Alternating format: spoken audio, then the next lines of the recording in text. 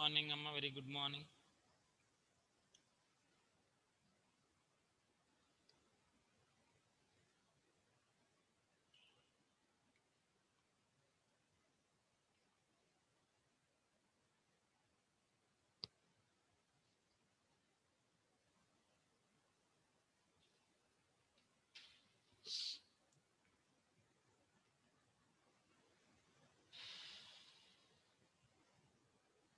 Okay, and నిన్న మీరు already dairy work ఇచ్చాను.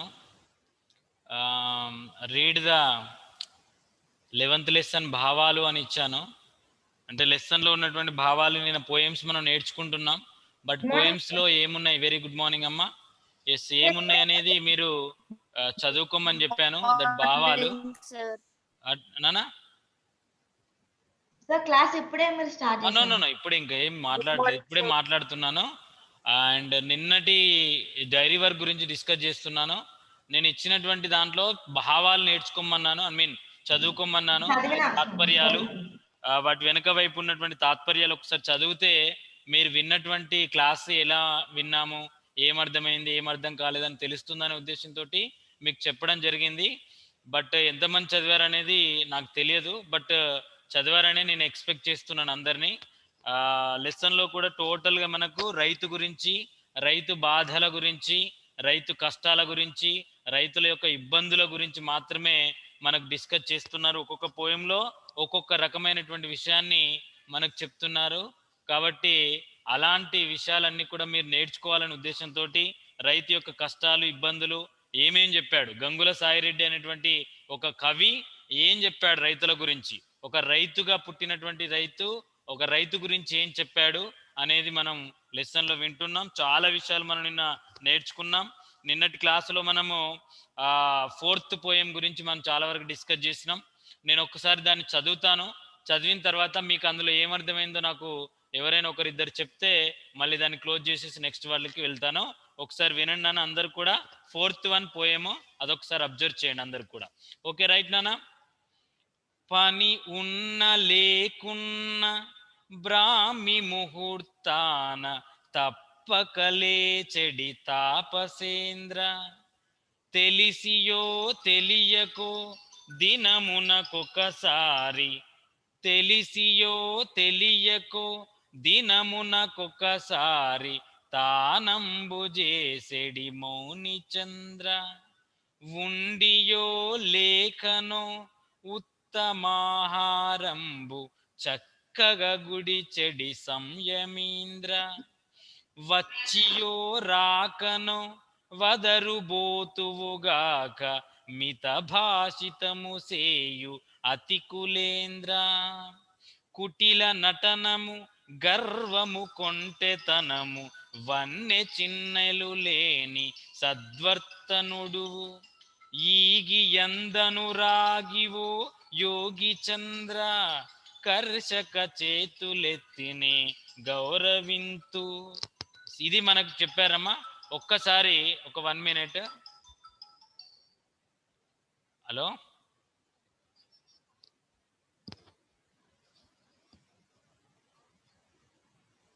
ఉంది అమ్మా, నేను వినబడుతుంది సార్, వినబడుతుంది మీరు చెప్పేది. ఓకే ఓకే, మీరు 1 minute అన్నారు. నో, ఇది వేరే వాళ్ళు, మన 9th క్లాస్ వాళ్ళు మాట్లాడుతున్నారు. ఓకే చెప్పమ్మా.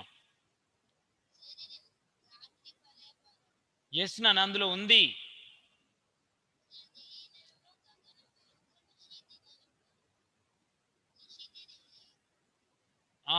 ఉంది కదమ్మా, అందులో ఆప్షన్ ఉంది.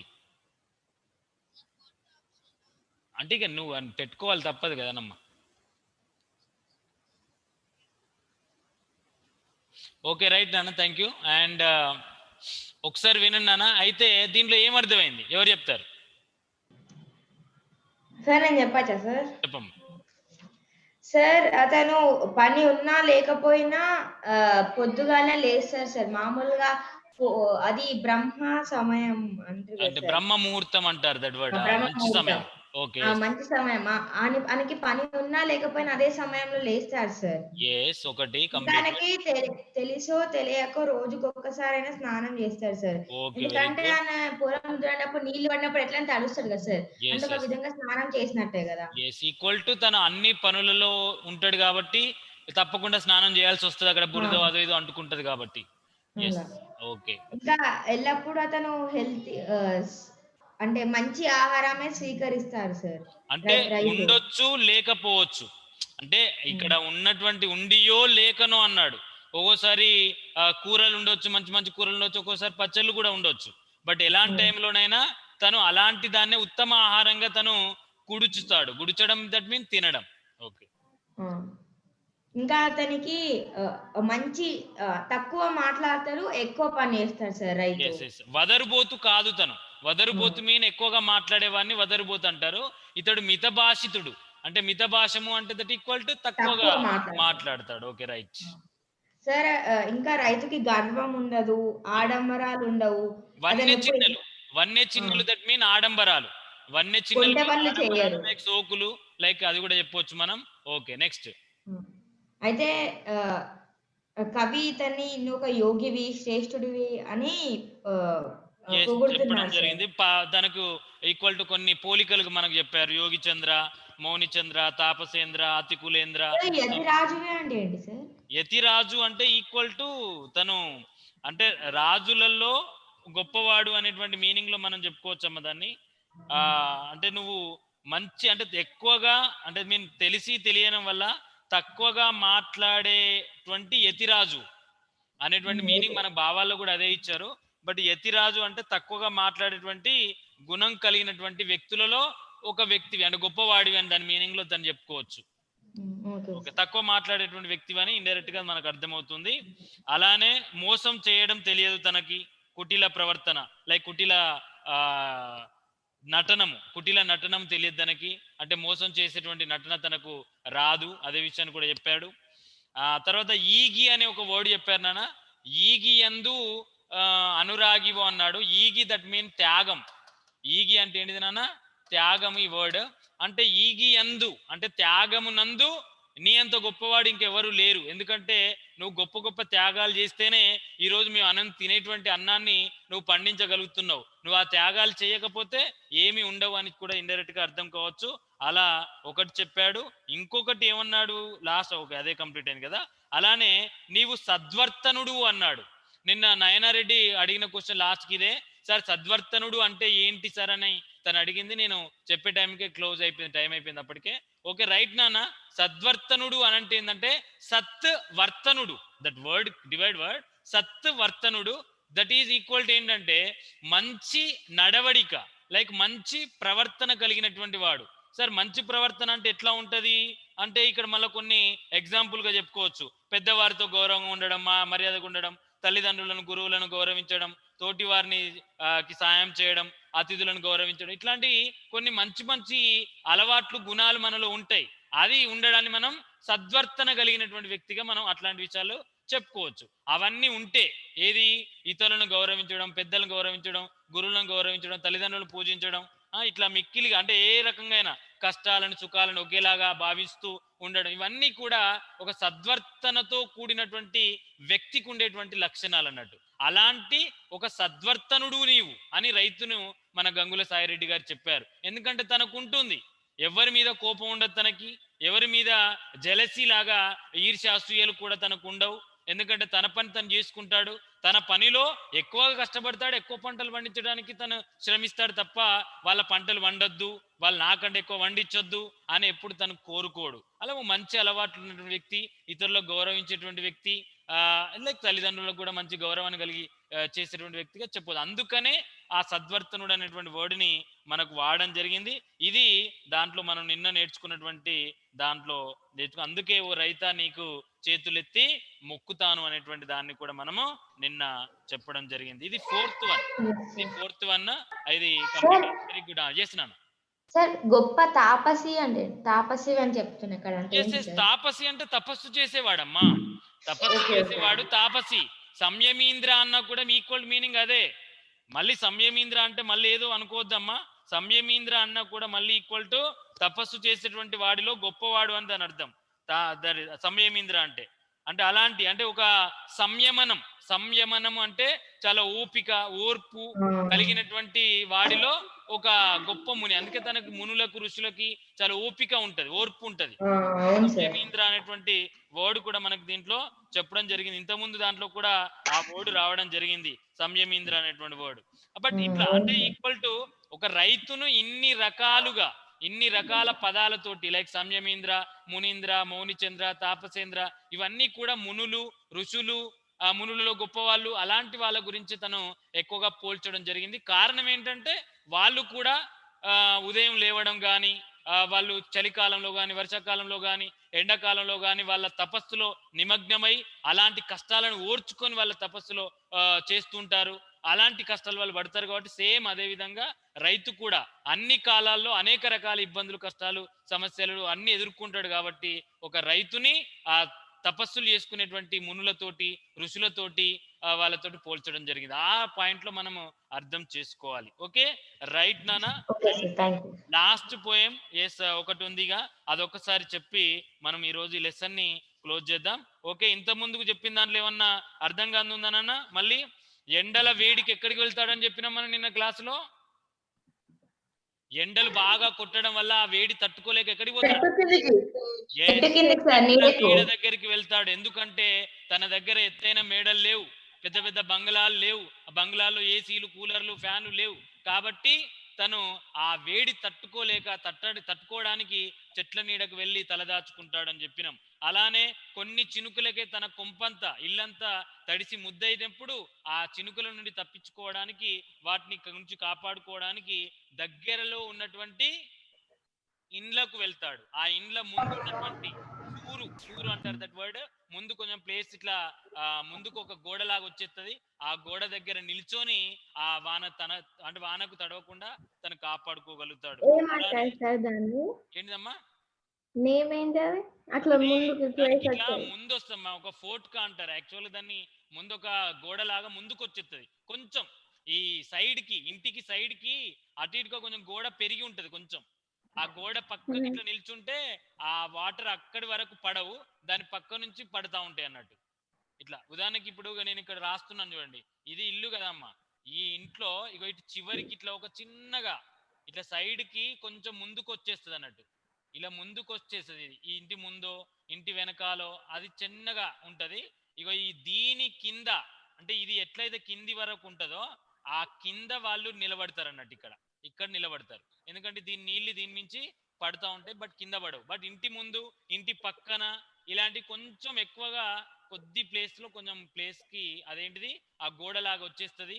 లైక్ అది మనకు కనబడతా ఉంటది. మన ఇండ్లను కనుక అబ్జర్వ్ చేస్తే మనకు తెలుస్తూ ఉంటది. బట్ ఇది కూడా ఇప్పుడు మన స్కూల్ కూడా ముందుకు ఇట్లా వచ్చేస్తుంటది లాస్ట్ చివరి వరకు. ఎడ్జెస్ దగ్గర కొంచెం గోడ పెరిగి ఉంటది. కొంచెం ఆ గోడ పెరిగిన దగ్గర వర్షం కొట్టినా తడవదు అక్కడ. ఆ దాని కింద వాళ్ళు నిల్చుంటా ఉంటారు. దట్ ఈజ్ సూర్యులు అది ఇది అని అంటూ ఉంటారు. బట్ అది అక్కడ. అండ్ అలానే చలికి వనకడం అనేది కూడా ఒకటి ఉంది. దాని నుండి తప్పించుకోవడానికి ఎక్కడికి వెళ్తారని చెప్పినాం మనం? గడ్డివాములలో దూరి అందులో వేడిగా ఉంటదనే ఉద్దేశంతో అందులో ఉంటారు. ఆ చలికాలాన్ని వాళ్ళు తట్టుకోవడానికి ఆ పని చేస్తారు. అలానే సర్పాలు, వృచ్చికములు, వ్యాఘ్రములు అలాంటి జంతువులు ఉండేటువంటి ఒక ఉనికి పట్టు అంటే లైక్ సెంటర్, ఉనికి పట్టు దట్ మీన్స్ సెంటర్. ఆ కేంద్రంగా ఉన్నటువంటి ప్రదేశాలలో కూడా వాళ్ళు ఒక మునుల్లాగా, ఒక తపస్సులు చేస్తున్నటువంటి మునుల్లాగా వారు ఆ ప్రాంతాలలో కూడా వాళ్ళు తిరుగుతారు.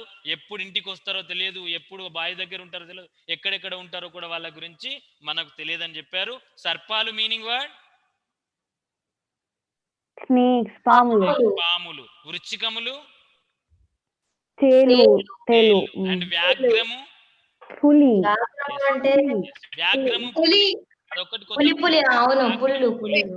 Okay right. ఇది నిన్న మనం డిస్కస్ చేసిన 2 పద్యాలు మళ్ళొకసారి నేను చెప్పాను. ఎవరికైనా అర్థం కాకుంటే మళ్ళీ కన్ఫర్మ్ చేసుకోవడం చెప్పాను. ఓకే రైట్ నాన్న. నెక్స్ట్ వన్ లాస్ట్ పోయం అందరు కూడా అబ్జర్వ్ చేయండి. ఓకే రైట్ నాన్న. మీరు చెప్పొచ్చు, వెరీ ఈజీ వర్డ్స్ అందులో. పచ్చజొన్న గటక పరమాన్నమునుగాగా చల్ల నీరే సుధా సారమగును. ఐ రిపీట్, పచ్చ జొన్న గటక పరమాన్నమునుగాగ చల్ల నీరే సుధా సారమగును. పడు కుడుపులు జరి పట్టుబట్టలుగాగ కంబలే వజ్రంపు కవచమగును. వలుపలి చేకర్ర వజ్రాయుధముగాగ పరిజనమే నీకు పశువులగును. పరిజనమే నీకు పశువులగును. అందమౌ పైరులే నందములుగాగ నే ప్రొద్దు పంట నిక్షేపమగును. ఎస్, ఇక్కడ వరకు చూడండి. ఏమర్థమైంది చెప్పండి ఎవరైనా, అందులో మీకు ఏమర్థమైంది ఎవరికైనా? ఐ రిపీట్, మళ్ళొకసారి చదువుతాను ఒక 2 లైన్లు. పచ్చ జొన్న గటక పరమాన్నమును కాగా చల్ల నీరే సుధా సారమగును. సుధా మీన్ అమృతం అమ్మ. మీనింగ్ వర్డ్ సుధా మీన్ అమృతం. అమృతం అంటే వాళ్ళు అవి ఒట్టి జొన్నలే ఉంటారు. ఇంకా ఒట్టి వాటర్ కూడా అదేమో అమృతం లాగా ఫీల్ అయి తాగుతారు. వెరీ గుడ్ అమ్మ, very good. That is right only. But మీకు ఇక్కడ జొన్న గట్క ఎవరికైనా తెలుసా? ఇప్పుడు అందరు కూడా షుగర్ పేషెంట్స్ వాళ్ళు వీళ్ళు తాగుతూ ఉంటారు జొన్న గట్క జావలాగా. అవును సార్, తెలుసు. బట్ మీకు జొన్న గట్క ఒకప్పుడు చాలా మంది ఈ గట్క, దాన్ని గడక అంటారు, గడక అంటారు. యాక్చువల్ గా మనం పల్లెటూళ్ళలోకి వెళ్తే వర్డ్ గడక చేసుకుని తాగుతాను మేము అని అంటుంటారు. అంతెందుకు, నన్ను ఒక 50 years బ్యాక్ తీసుకుంటే మీ తండ్రి వాళ్ళ తండ్రులుగా గనక ఏజ్ ఆ టైంలో గనక చూసినట్లయితే వాళ్ళు అందరూ కూడా గట్క తినే వాళ్ళు బ్రతికారు అనే మాట మనం వింటూ ఉంటాం. ఎందుకంటే ఈ మొక్కజొన్నలు ఉంటాయి కదా నాన్న, కార్న్ మీకు తెలుసు కదా, మొక్కజొన్న గింజలు. ఈ మొక్కజొన్న గింజలు మనం వాటిని మిల్లులలో పట్టిస్తారు. అప్పుడు మిల్లు లేకపోతే వాళ్ళు దంచుకోవడం, నో ప్రాబ్లం. అయితే మిల్లులలో పట్టించిన తర్వాత దాన్ని ఉడకబెడతారు. ఆ గట్క మొక్కజొన్న గింజలు అన్ని పట్టించినాక దాన్ని ఉడకబెడతారు. ఉడకబెట్టిన తర్వాత దాంట్లో నీళ్లు పోసుకొని కొంత ఉప్పు వేసుకొని వీలుంటే మామిడికాయ పచ్చడా నిమ్మకాయ పచ్చడా ఏదో ఒక పచ్చడి దాంట్లో కలుపుకొని మంచిగా వాళ్ళు తినేవారు. కొంతమంది ఏం చేస్తారంటే ఈక్వల్ టు జావలాగా బాగా పిసికి ఆ గడ్కను మొత్తం గట్టిగా పిసికి వాటర్ లాగా చేసుకొని వాటిని కూడా తాగేటువంటి వాళ్ళు. అది బలమైనటువంటి ఆహారంగా ఆ రోజు చెప్పుకునేవారు. అందుకనే వాళ్ళు ఎందుకు సార్ అన్ని, ఇప్పుడు ఉదాహరణకి చూడండి, మనం ఇప్పుడు 60 సంవత్సరాలు 70 సంవత్సరాలు బ్రతకడం అనేది చాలా కష్టం. 60-70 సంవత్సరాలు బ్రతికాడు అంటే చాలా గ్రేట్ ఇప్పుడు ఈ టైంలో పుట్టినటువంటి వాళ్ళు. కానీ ఒకప్పుడు అంటే మీరు ఆ టైంలో ఉన్న వాళ్ళు ఈ గడ్గలు తినేటువంటి టైంలో ఆ టైంలో అంటే ఒక 50-60 సంవత్సరాల క్రితం పుట్టిన వాళ్ళ పరిస్థితి కనుక చూస్తే వాళ్ళు ఈజీగా 90-100 సంవత్సరాలు కూడా బ్రతుకుతుంటారు. కారణం ఏంటి అంటే వాళ్ళు బలమైనటువంటి ఆహారం తీసుకున్నారు, లైక్ ఇట్లాంటి గట్క లాంటివి. ఎందుకంటే ఆ రోజు ఎలాంటి కెమికల్స్ తో కూడినటువంటి పంటలు లేవు. అంతా ప్రకృతి సిద్ధంగా నేచురల్ గా వాళ్ళకి ఒక పంట వేసేది, ఆ పంట పండేది, లేకుంటే లేదు, అంతే తప్ప దానికి మందులు కొట్టడాలు, యూరియా లాంటివి వేయడాలు, కింది మందులు పైన మందులు ఇట్లాంటి అన్ని కొట్టడం లాంటివి లేవు. అప్పుడు ఎలాంటి లైక్ కలుషితం కానటువంటి ఆహారం ఉండేది కాబట్టి అది బలంగా ఉండేది. వాళ్ళు అలాంటి ఆహారాన్ని ఎక్కువగా తినేవాళ్ళు, బలంగా ఉండేది, ఎక్కువ కాలం బ్రతుకుతున్నారు. ఈ రోజు మనం అన్ని రకాల వాటిని వాడుతున్నాం. బట్ అట్లా నేను ఇక్కడ చెప్తున్నాను, ఒక జొన్న గట్క, అందులో 2 రకాల జొన్నలు ఉంటాయి నాన్న. ఒకటి చిన్న జొన్నలు ఉంటాయి, సజ్జొన్నలు అంటారు వాటి, చిన్నవి. ఇంకొకటో మనకి ఈ షేప్ లో మనకు కనబడతా ఉంటాయి, లైక్ స్క్వేర్ లాగా, లైక్ రౌండ్ గా కొంచెం పెద్దగా కనబడతాయి. ఇంకోటి చిన్న జొన్నలు పజ్జొన్నలు అంటారు. లైక్ అలాంటి జొన్నల్ని కూడా మనం పట్టించుకుంటా ఉంటాం, దాంతో కూడా గడక చేసుకోవచ్చు. అది ఇంకా జావలాగా వాటర్ లాగా మంచిగా చేసుకొని కూడా తాగుతూ ఉంటారు, లైక్ షుగర్ పేషెంట్ లాగా బాగా తీసుకుంటా ఉంటారు. ఈ మొక్కజొన్న ఏంటంటే వాటిని పట్టించి వాటితోటి గట్కలాగా వేసుకొని మరి తింటుంటారు. అది అన్నం లాగా. అప్పుడు ఒక్కసారి తింటే ఇక వాళ్ళ జీవితంలో మళ్ళీ, అంటే జీవితంలో కాదు, ఆ రోజుకు అన్నం తినడానికి కూడా వీలుగా, అంటే ఎక్కువ టైం ఉండేది కాదు. అంటే మీరు ఒకసారి ఆ గట్క తింటే మళ్ళీ నైట్ ఎప్పుడు ఆకలి అయినప్పుడు తినేవాళ్ళట. అంటే ఆహారం కూడా అట్లా ఆ రకంగా ఆకలి అనేది కూడా కాకుండా కూడా అది ఉండేదనే విషయాన్ని కూడా మనం ఇక్కడ గుర్తుపెట్టుకోవచ్చు. ఇప్పుడు ఒక గంట తర్వాత తిన్నాం, 12-1 o'clock తిన్నాం, మళ్ళీ ఒక 2 hours 3 hours తర్వాతనే మళ్ళీ ఆకలి అవుతా ఉంటది. ఎందుకు? అంటే మనం అంతా కూడా ఇప్పుడు తినేటువంటి ఆహారం అంతా ఒక పిప్పి లాంటిది మీన్ అంత మంచి మంచి ప్రోటీన్స్ తో కూడినంతా కూడా వెళ్ళిపోతా ఉంటది. ఉదాహరణకి జస్ట్ ఎగ్జాంపుల్ ఒక బియ్యాన్ని తీసుకుందాం. మనం బియ్యాన్ని తీసుకున్నప్పుడు చూడండి, ఫస్ట్ వడ్ల నుండి మనం మిల్లులోకి వెళ్ళి పట్టించినప్పుడు అందులోకి బియ్యం వస్తాయి, కొన్ని బ్రౌన్ కలర్ లో వస్తాయి. మనకి యాక్చువల్ గా బియ్యం డైరెక్ట్ తెల్లగా కావు, బ్రౌన్ కలర్ లో మనకు వచ్చేస్తాయి. ఆ వచ్చినాక ఏం చేస్తారు, అబ్బో ఇట్లాంటివి తినం కదా, దీన్ని పాలిష్ వేయండి అంటారు. ఆ పాలిష్ వేసినప్పుడు ఏమవుతుందంటే ఆ వేపర్ ఉంటది, ఆ బియ్యపు గింజల మీద వేపర్, ఆ బ్రౌన్ కలర్ లో ఉన్న వేపర్ ఏమవుతుంది, అదే ప్రోటీన్స్. యాక్చువల్ గా దాన్ని ఏం చేస్తాం, దాన్ని తీసేసి తెల్లగా చేస్తాం, అది ప్రోటీన్స్ అంతా అక్కడ పోతుంది. మళ్ళీ ఆ తెల్ల బియ్యాన్ని ఇంటికి తీసుకొచ్చినాక 2-3 సార్లు కడుగుతాం. ఆ కడిగినప్పుడు ఉన్నది లేని ప్రోటీన్స్ అంతా కూడా ఆ బియ్యం మీద ఉన్నటువంటి అంతా పోతుంది. చివరికి ఆడ వండుకుంటాం, తింటాం. అది ఏం ఉపయోగపడుతుంది, అంత పిప్పితో కూడినటువంటి అన్నం మనం తింటున్నాం. అందుకనే వెంటనే మనకు ఆకలి అవుతుంది. ఆ రోజు జొన్న గట్క కానీ డైరెక్ట్ రోళ్ళల్లో దంచినటువంటి బియ్యాన్ని, అంటే అలాంటి బ్రౌన్ కలర్ లో ఉండేది, వాళ్ళు డైరెక్ట్ వడ్లను దంచుకొని ఆ వచ్చినటువంటి బియ్యంతో వాళ్ళు వండుకొని తినేటువంటి వారు. అప్పుడు ఆకులు కూరగాయలు బాగా ఎక్కువ తిన్నారు కాబట్టి అది బలంగా ఉండింది. ఆ బలమైన ఆహారంతో వాళ్ళు ఎక్కువ కాలం ఈ రోజు కూడా బ్రతుకుతున్నారంటే కారణం అదే. మనం అనేక రకాల కలుషితమైనటువంటి ఆహారాన్ని మనం తింటున్నాం ఇక్కడ. అందుకే ఈ ఎక్స్ప్లెయిన్ చేసింది ఏంటంటే జొన్న గడుక అనేది ఒకటి ఉండేది. అలాంటి జొన్న గడుకనే ఆ జొన్న గట్కతోటి ఉంటుంది. ఒకసారి జొన్న రొట్టెలు కూడా ఉంటాయి నాన్న. ఈ జొన్న రొట్టెలు కూడా చేసుకుంటా ఉంటారు కొంతమంది, జొన్న రొట్టెలు కూడా చేసుకుంటారు. బట్ అలాంటి జొన్న గడుక గాని జొన్న రొట్టెల్ని తిని వాళ్ళు ఉండేది. అదే పరమాన్నం లాగా భావించేవాళ్ళు.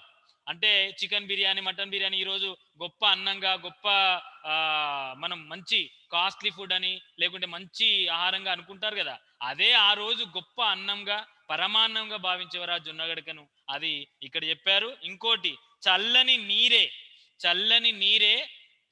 సుధా సారమగు, దట్ మీనింగ్ వర్డ్ చల్లని నీరే. ఈ రోజు ఫ్రిడ్జ్ లో అన్ని పెడుతున్నారు, చల్లని నీళ్ళు తాగుతాను. అప్పుడు కుండలలోనే నీళ్లు పట్టుకునే బిందెలు ఎక్కడి అమ్మా, ఈ స్టీల్ బిందెలు అవి ఇవన్నీ లేవు. అప్పుడు అంతా కూడా కుండలు ఇంట్లో పెట్టుకునేవారు. అంతెందుకమ్మా, వంటలు వండుకునేటువంటి టైంలో కూడా మట్టి పాత్రల్లోనే వండుకునేవారు. ఇప్పుడు మన ఇంట్లో ఉన్నటువంటి ఆ కూర గిన్నె, వంట గిన్నె, అన్నం వండుకునే గిన్నె ఇప్పుడు అన్ని చెప్పుకుంటా ఉంటాం మనం, అన్ని స్టీలు లైక్ కొన్ని వాడుతూ ఉంటాం మనం. బట్ అన్ని అప్పుడు మట్టి పాత్రల్లోనే వాళ్ళు అన్నాలు కానీ కూరలు కానీ వండుకొని తినేవారు. దానివల్ల దాంట్లో ఉన్నటువంటి మంచి అంటే విటమిన్స్ అనేది ఎట్టిపోకుండా, బాయిల్ అయిపోకుండా దానివల్ల ఉండడం వల్ల, తినడం వల్ల ఎక్కువగా ఆరోగ్యంగా ఉండేటువంటి అవకాశం ఉండేది. బట్ అట్లాంటి టైంలో వాళ్ళు అలాంటి కుండల్లో మట్టి పాత్రల్లోనే నీళ్ళని తాగేవారు. అదే వాళ్ళకు ఒక అమృతం లాగా సుధా, దట్ మీన్ అమృతం, సుధా సారము అయ్యేటట్టుగా వాళ్ళు భావించేవాళ్ళు, అమృతం లాగా వాళ్ళు తీసుకునేవాళ్ళు. ఇది దాంట్లో చెప్పడం జరిగింది. సెకండ్ సెంటెన్సెస్ చూడండి. పడుకుడుపులు జరి బట్టలు కాగా కంబలే వజ్రంపు కవచమగును. ఇందులో ఏం చెప్పారు, పడుకుడుపులు జరి పట్టుబట్టలు కాగా కంబలే వజ్రంపు కవచమగును. కంబలి దట్ మీన్ గొంగడి నాన్న. కంబలి మీన్ ఈక్వల్ టు గొంగడి. గొల్లవాళ్ళు ఆ గొర్రెల యొక్క వెంట్రుకలను కత్తిరించి వాటితోటి మన గొంగళ్ళు తయారు చేస్తుంటారు. లైక్ కొన్ని వెంట్రుకలతో ఉండేటువంటి కుచ్చుకునేలాగా ఉంటాయి గొంగళ్ళు. ఇప్పుడు మనము బ్లాంకెట్స్, లైక్ మనము స్వెట్టర్స్, అవి వేరే గొర్రెల యొక్క వెంట్రుకలతో తయారు చేస్తారు. అది స్మూత్ గా ఉంటాయి, చాలా మెత్తగా ఉండేటువంటి వెంట్రుకలతోటి. ఆ గొర్రెలు కూడా కొన్ని ఉంటాయి, మనం చూస్తుంటాం. వాటితో తయారు చేసేటువంటివి అవి వేరే ఉంటాయి, లైక్ బ్లాంకెట్స్ లాగా మనకు బయట పెద్ద పెద్ద షాప్స్లలో అవి మనకు దొరుకుతాయి. బట్ గొల్లవాళ్ళు తయారు చేసేటువంటి గొంగళ్ళు కొన్ని ఉంటాయి, నల్లటి గొంగళ్ళు. అవి కొంచెం కుచ్చుకున్నట్టుగా ఉంటాయి, వాటి మీద ఉన్నటువంటి వెంట్రుకల్లాగా కనబడతా ఉంటాయి. అలాంటి గొంగళ్ళే మరి నీకు ఒక వజ్రం కవచం, అంటే వజ్రము లాంటి కవచం లాగా, నీకు పైన ఒక కవచం లాగా, అంటే ఒక బుల్లెట్ ప్రూఫ్ అన్నట్టుగా మనం చెప్తా ఉంటాం కదా, అలా నిన్ను కాపాడుతూ ఉంటది. నీ శరీరాన్ని ఆ గొంగలే ఒక వజ్రం లాగా నిన్ను కాపాడుతూ ఉంటది. అలాంటి గొంగడి వేసుకొని నువ్వు పనులకు వెళ్తున్నావా ఓ రైతు అని ఇండైరెక్ట్ గా చెప్తూ దాన్ని ఆ విషయాన్ని చెప్పాడు. అండ్ ఫస్ట్ ఇంకొకటి ఏమన్నాడు, పడుకుడుపులు అనే వర్డ్కి ఇక్కడ ఒక మీనింగ్ ఇచ్చారు నాన్న. పడుకుడుపులు అని అంటే ఏంటి అంటే చేతితో తయారు చేసినటువంటి బట్టలు, లైక్ చేనేత బట్టలు అంటారు వాటిని. చేనేత బట్టలు మీన్ చేతితో తయారు చేసినటువంటి బట్టలు. ఎందుకంటే అప్పుడు ఆ వడక యంత్రం ఉండేది. పద్మశాలి వాళ్ళు, శాలోళ్ళు ఎవరైతే ఉంటారో అప్పుడు వాళ్ళు మగ్గాల మీద వాళ్ళు బట్టలు తయారు చేసేవారు. మగ్గాల మీదనే బట్టలు తయారు చేశారు. అలాంటి బట్టలు మాత్రమే ధరించేటువంటి రోజులు. మరి ఆ బట్టల్నే పడు కుడుపులను అంటే చేతితో తయారు చేసినటువంటి బట్టలనే జరీ అంటే మీకు తెలుసు, బార్డర్ కింద జరీ ఉంటాయి, జరీ చీరలు, జరీ బట్టలు అంటుంటారు. కింద బార్డర్ ఉంటది, కింద జరీ అంటారు దాన్ని. అలాంటి జరీ పట్టు బట్టలు అంటే పట్టు చీరల్లాగా పట్టుతో తయారు చేసినటువంటి దానిలాగా వాళ్ళు భావించేవాళ్ళు. అంటే ఈరోజు మనం షాప్కి వెళ్తే బంగారపు పట్టు చీరలు అంటుంటారు, లైక్ జరీ ఉన్నటువంటి చీరలు కొంటా ఉంటారు, డిజైన్ ఉన్నటువంటి చీరలు కొంటా ఉంటారు. బట్ అలాంటి బట్టలు ఈరోజు కొంటున్నాం మనం. కానీ ఆ రోజు ఈ బట్టలను ఎలా అనుకునేవారంటే చేతితో తయారు చేసిన బట్టల్నే జరీతో పట్టుతో ఉన్నటువంటి బట్టలుగా వాళ్ళు భావించేవారు. నిజంగా అలాంటి బట్టలు వాళ్ళు ధరించలేదు, కానీ అలాంటి బట్టలుగా వాళ్ళు అనుకునేవారు. వాళ్ళు తొడుక్కున్న బట్టలే ఇదే పెద్ద పట్టు చీర, ఇదే పెద్ద జరీ బట్టలు, ఇదే అని అనుకునేవారు వాళ్ళు. అంటే చేతితో తయారు చేసిన బట్టల్నే వాళ్ళు ఆ విధంగా వాళ్ళు భావించేవారు. పడు కుడుపులే జరీ పట్టుబట్టలుగా వాళ్ళు భావించేవారు. అదొకటి చెప్పారు. ఇంకొకటి వలుపలి చేకర్ర వజ్రాయుధముగాగా పరిజనమే నీకు పశువులగన. వలుపలి, ఇక్కడ ఒక వర్డ్ కొత్తది ఇచ్చారు నాన్న. వలుపలి అనే వర్డ్ ఇచ్చారు. వలుపలి అంటే కుడి చేతి ఆర్ కుడి నాన్న, కుడి అంటారు. వలుపలి కర్ర, వలుపలి చేయి అంటుంటారు. లైక్ కుడి చేయి, వలుపలి కర్ర మీన్ కుడి చేతిలో ఉండేటువంటి కర్ర. వలుపలి కర్ర, చేతి కర్ర అంటే కుడి వైపు ఉన్నటువంటి చేతిలో ఉన్నటువంటి కర్రే నీకు వజ్రాయుధం లాగా ఉన్నది అని చెప్పారు. ఎందుకంటే రైతు అనేవాడు ఉదయం లేచినప్పటి నుంచి రాత్రి పడుకునే వరకు తను పని చేస్తాడనే విషయాన్ని మనం నేర్చుకున్నాం. తను బావి దగ్గరికి వెళ్ళేటప్పుడు కంపల్సరీ చేతిలో, లైక్ కుడి చేతిలో వలుపలి అంటారు దీని చేతి కర్రని, మీన్ చేయిని వలుపలి చేయి. వలుపలి చేయి మీన్ కుడి చేయి. దాపట చేయి మీన్ ఎడమ చేయి. వలుపలి చేయి కుడి చేయి, దాపట చేయి మీన్ ఎడమ చేయి. ఇక్కడ వలుపలి కర్ర అన్నాడు అంటే దట్ మీన్ కుడి చేతిలో ఉండేటువంటి కర్ర నీకు ఒక వజ్రాయుధం లాగా. ఈ వర్డ్ మేము విన్నాం. వజ్రాయుధం అంటే ఏంటి చెప్పండి, ఎక్కడొచ్చింది చెప్పండి. వజ్రాయుధం ఒక వజ్రాయుధం లాగా నీకు ఉపయోగపడుతుంది ఆ కర్ర. ఆ కుడి చేతిలో నువ్వు పట్టుకున్నటువంటి కర్ర ఆ రకంగా నీకు ఉపయోగపడుతుందని చెప్పాడు. వజ్రాయుధం అనేది ఎక్కడొచ్చింది, ఎవరు చెప్తారు? ఫస్ట్ లెసన్ లో వచ్చింది, మనకు త్యాగనిరతి లెసన్ లో వచ్చింది.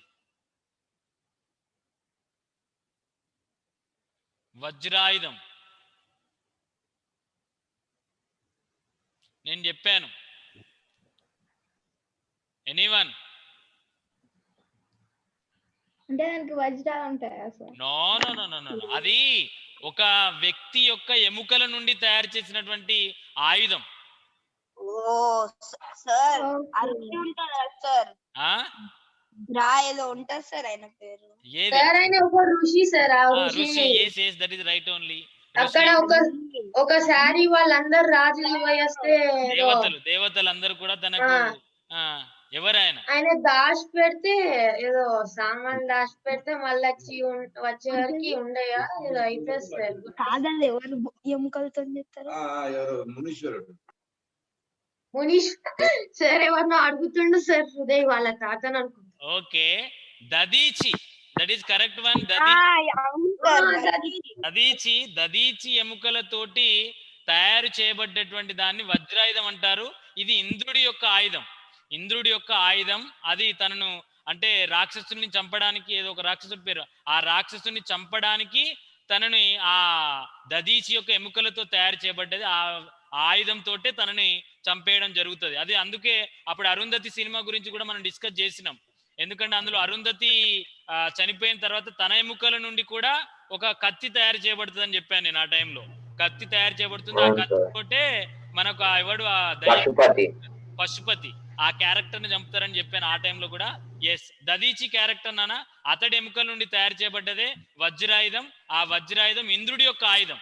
ఇంద్రుడి యొక్క ఆయుధం వజ్రాయుధం. అయితే ఇక్కడ వజ్రాయుధం లాగా నీకు కుడి చేతిలో పట్టుకున్నటువంటి కర్రే నీకు ఒక వజ్రాయుధం లాగా ఉపయోగపడుతుందంటే లైక్ తను వెళ్తున్నప్పుడు పాములు ఉండొచ్చు, తేళ్లు ఉండొచ్చు, చిన్న చిన్న పురుగులు ఉండొచ్చు, ఏదైనా ఉండొచ్చు, దాన్ని కొట్టడానికి లేకుంటే తను వాటి నుంచి కాపాడుకోవడానికి ఆ రకంగా కర్ర ఒక వజ్రాయుధం లాగా ఉపయోగపడ్డదనే విషయాన్ని ఇక్కడ చెప్పడం జరిగింది. ఇంకొకటి పరిజనమే నీకు పశువులగును అన్నాడు. అంటే మరి ఇతనికి చుట్టూ జనం ఎవరైనా ఉన్నారా? పరిజనము అంటే ఈక్వల్ టు చుట్టూ ఉన్నటువంటి ప్రజలు, లైక్ జనం, లైక్ మనుషులు ఎవరైనా ఉన్నారా అంటే ఎవరు లేరు. తన చుట్టూ ఉన్నది ఏంటంటే పశువులే. అంటే తనకు ఉన్నటువంటి బర్రెలు కావచ్చు, గేదెలు కావచ్చు, లైక్ ఎద్దులు కావచ్చు, ఆవులు కావచ్చు, లైక్ ఆవు దూడలు కావచ్చు, ఏవైనా ఉండొచ్చు.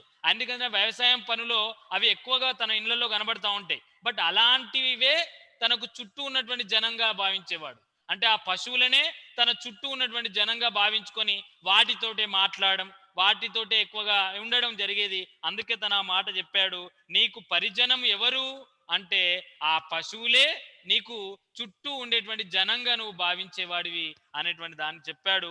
ఇంకొకటి ఏమన్నాడంటే అందమైన పైరులే, అందమౌ పైరులే అంటే అందమైన పైరులు లైక్ పంటలు, నువ్వు పండించేటువంటి పంటలు ఉంటాయి, లైక్ కూరగాయల పొలం పెట్టుకోవచ్చు, కూరగాయలు వేసుకోవచ్చు, వరి పొలం పెట్టుకోవచ్చు, పత్తి పెట్టుకోవచ్చు, మిర్చి పెట్టుకోవచ్చు, లేకుంటే పసుపు అనేటువంటి పంట పెట్టుకోవచ్చు, లైక్ అనేక క్రాప్స్ ఉంటాయి మనకు. అలాంటి పైరులు అనేక రకాలైనటువంటి పంటలే నువ్వు పెంచి పెద్దగా చేస్తే అవి చూడడానికి చాలా అందంగా పచ్చగా మంచిగా కనబడతా ఉంటాయి. అలాంటి అందమైనటువంటి పైరులే నీకు నందనవనాలుగా, నందనమ్ములుగా నువ్వు భావిస్తావు. నందనవనము అంటే ఏంటి? నందనవనం ఈక్వల్ టు ఇంద్రుడి యొక్క అడవి. దట్ మీన్ ఇంద్రుడి యొక్క వనం పేరు, లైక్ ఇంద్రుడి యొక్క తోట పేరు అంటారు, ఇంద్రుడి యొక్క గార్డెన్ పేరు అని చెప్పుకోవచ్చు మనం. ఏది? స్వర్గలోకంలో ఉండేటువంటి గార్డెన్, లైక్ నందనవనం. అంటే నందనవనం ఎంతో గొప్పగా పచ్చని చెట్లతో ఎంతో ఆహ్లాదంగా సంతోషంగా చూడడానికి అందంగా కనిపిస్తుందో, నువ్వు పెంచి పెద్ద చేసినటువంటి నీ పంటలే నీకు నందనవనం. అంటే నువ్వు ఒక ఇంద్రుడివి అనుకోవాలి ఇక్కడ. నీకు నందనవనం ఏంటి అంటే నువ్వు పెంచి పెద్ద చేసినటువంటి పంటలు మాత్రమే. అలా అనుకుంటావు ఎందుకంటే నీ మైండ్లో అంటే నీ మనస్సులో ఇవ అనుకొని నువ్వు జీవిస్తావు. ఎందుకంటే తనకు లేని వాటి కోసం తను ఆలోచించడు అనే విషయాలను మనం ఇక్కడ డిస్కస్ చేసుకోవచ్చు. ఎప్పుడు కూడా నాకు ఇది లేదు, నాకు పట్టుబట్టలు లేవు, లేకుంటే జరీ బట్టలు లేవు అని ఎప్పుడు తను బాధపడు. తను చేతితో నేసినటువంటి బట్టలనే వాటిలాగా అనుకుంటాడు. అయ్యో చేతిలో కత్తి లేదు, నాకు మంచి మంచి అది ఆయుధాలు లేవు అని అనుకోడు. తన చేతిలో ఉన్న కర్రే వజ్రాయుధం లాగా భావిస్తాడు. అలానే నాకు పంచ పరమాన్నాలు లేవు, చికెన్లు మటన్లు అలాంటి ఏదో అనేక రకాల ఆహారం లేదు కదా అనుకోడు. ఉన్న గట్టుకనే తను పరమాన్నం లాగా భావిస్తాడు. అయ్యో నాకు ఫ్రిడ్జ్ వాటర్ లేవు, నాకు హాట్ వాటర్ లేవు తను అనుకోడు. చల్లని కుండలో ఉన్నటువంటి నీరే తనకు అమృతం లాగా భావిస్తాడు. ఇట్లా కొన్ని విషయాలను తనకు లేకపోయినా ఆ మిగతా తనకు దొరికినటువంటి వాటితోటే సంతృప్తి పడుతూ వాటినే గొప్పగా తను భావిస్తూ ఉంటాడు. గొప్పగా వాటిని భావిస్తూ తను జీవిస్తుంటాడు. అదే ఇక్కడ అందమైనటువంటి పైరులే లైక్ పంటలే తనకు ఒక నందనవనం లాగా ఉండడం జరిగింది. నే పొద్దు పంట నిక్షేపమగును అన్నాడు.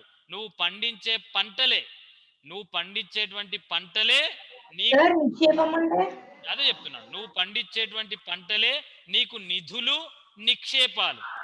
అంటే బాగా సంపదలు కూడినటువంటి ధనంగా నీకు ఉండాల్సిన అవసరం లేదు.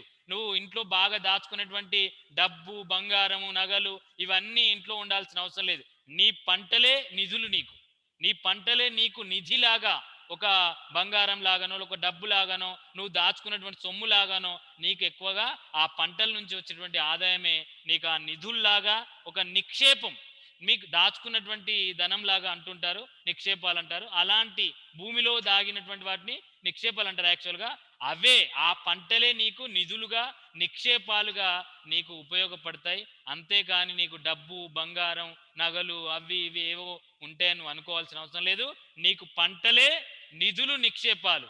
నువ్వు పెంచినటువంటి పంటలే ఆ పైరులే నీకు నందనవనం అవుతుంది. నీ చేతి కర్రే నీకు వజ్రాయుధం అవుతుంది. చల్లని నీరే నీకు అమృతం లాగా ఉపయోగపడుతుంది. నువ్వు తిన్న జొన్న గట్టికే నీకు పరమాన్నం అవుతుంది. నువ్వు చేతితో నేసినటువంటి బట్టలే నీకు జరి పట్టుబట్టలైనవి. నువ్వు కప్పుకున్న కంబలే నీకు వజ్రం లాగా నిన్ను కాపాడుతుంది, వజ్రపు కవచం లాగా ఉపయోగపడుతుంది. ఇన్ని రకాలుగా విషయాలు తను చెప్తూ ఇలాంటి వాటితో నువ్వు జీవిస్తావు అంటూనే లాస్ట్ వన్ ఒకటి చెప్పారు. ఇచ్చుచుండుని నీ ఈశ్వరుంద్ర పదవి, ఇచ్చుచుండును ఈశ్వరుడు ఇంద్ర పదవి, వచ్చుచుండును ప్రకృతి బల్వలపు చేత, దాని చూడవు కన్నెత్తి తాపసేంద్ర. ఇక్కడ చూడండి 3 లైన్స్ లో చూడండి. ఇచ్చుచుండును ఈశ్వరుడు ఇంద్ర పదవి. ఒకవేళ నీకు ఈశ్వరుడు వచ్చి దేవుడు శివుడు వచ్చి నీకు ఇంద్ర పదవి ఇస్తే, ఇంద్రుడు అంటే ఎవరు నాన్న? ఇంద్రుడు ఎక్కడి వాడు? ఎక్కడుంటాడు? తను ఎక్కడుంటాడు ఇంద్రుడు? స్వర్గలోకంలో ఉంటాడు. స్వర్గం అంటే అన్ని రకాల సుఖాలతో కూడినటువంటి ప్రదేశం. అక్కడ అతడే దేవతలకు రాజుగా ఉంటాడు ఇంద్రుడు. మరి అలాంటి ఇంద్రుడు, ఇంద్ర పదవి, యాక్చువల్గా అది ఇంద్రుడు అనేది ఒక పదవి మాత్రమే, పేరు కాదు. ఇంద్ర పదవి అది యాక్చువల్గా గుర్తుపెట్టుకోండి. యముడు ఆల్సో ఒక పదవి మాత్రమే, అది పేరు కాదు. ఆ పదవికి ఎవరు వచ్చినా వాళ్ళు యముడే అని అంటారు. అలా ఇంద్రుడు కూడా నేమ్ కాదు, మీన్ పదవి. అలాంటి ఇంద్ర పదవి అంటే స్వర్గలోకంలో ఉండేటువంటి గొప్ప పదవి, దేవతలకు రాజు లాంటి పదవి, ఇంద్ర పదవి నీకు ఇస్తానని వస్తే కానీ నువ్వు తీసుకుంటావా అనేటువంటి దాని క్వశ్చన్ వేస్తూ, వచ్చుచుండును ప్రకృతి బల్వలపు చేత, వచ్చుచుండును బల్వలపు ప్రకృతి చేత అన్నాడు. ఒకవేళ అలాంటి ఇంద్ర పదవే నిన్ను వలచి వచ్చినా సరే, అలాంటి పదవి నీకు వచ్చినా సరే, అలాంటిది ప్రకృతి సిద్ధంగా లైక్ ఈక్వల్ టు ఒక రకంగా నీకు ఇస్తా అని ఎవరైనా వచ్చే అవకాశం నీకు ఇస్తే, ఒకవేళ ఈ దేవుడే ప్రత్యక్షమై నీకు అలాంటి ఇస్తే, దాన్ని చూడవు కన్నెత్తి తాపసేంద్ర. అలాంటి పదవి ఇచ్చినా కూడా దాన్ని నువ్వు కన్నెత్తి చూడవట. ఎందుకు అనంటే నీకు ఇంద్ర పదవి కంటే రైతుగానే నీకు గొప్ప, అంటే నువ్వు రైతుగా జీవించడమే నీకు చాలా గొప్పగా నువ్వు భావిస్తున్నావట. అందుకే తను ఈ వర్డ్ తను చెప్పడం జరిగింది. ఏంటిదంటే నీకు ఇంద్ర పదవి గొప్పనా రైతు పదవి గొప్పనా అని, ఒకవేళ నీకు శివుడు వచ్చి నీకు ఇంద్ర పదవి ఇస్తాను, ఈ రైతు జన్మను నువ్వు వదులుకో, నువ్వు ఇంద్ర పదవి తీసుకో అని అంటే తను తీసుకోడట. దాన్ని కన్నెత్తి కూడా చూడట. ఈ ప్రకృతితో కూడినటువంటి జీవనం, లైక్ ఈ పంటలు, చెట్లు, చేమలు, వర్షము, చలికాలము, ఎండాకాలము, అంటే ఈ ప్రకృతితో కూడినటువంటి నదులు, పర్వతాలు, కొండలు, ఇలాంటి ప్రకృతి సిద్ధంతో, అంటే ప్రకృతి వాటితో జీవించేటువంటి జన్మనే తను కోరుకుంటున్నాడట. కానీ ఆ ఇంద్ర పదవిని తను కోరుకోను, దాన్ని కన్నెత్తి కూడా చూడడు రైతు అని గంగుల సాయిరెడ్డి గారు చెప్పారు. నిజంగా మీరు చెప్పండి, నిజంగా ఇంద్ర పదవి రైతుకు గనుక ఇస్తే రైతు తీసుకుంటాడా తీసుకోడా అనే క్వశ్చన్ కి తన క్లారిటీ ఇచ్చాడు.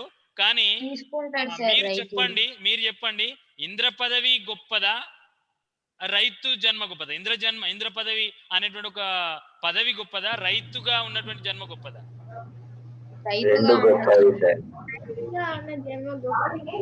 ఇంద్రుడు అంటే మీ ఉద్దేశంలో ఇంద్రుడు గొప్పవాడా రైతు గొప్పవాడా? అది కావాలి నాకు.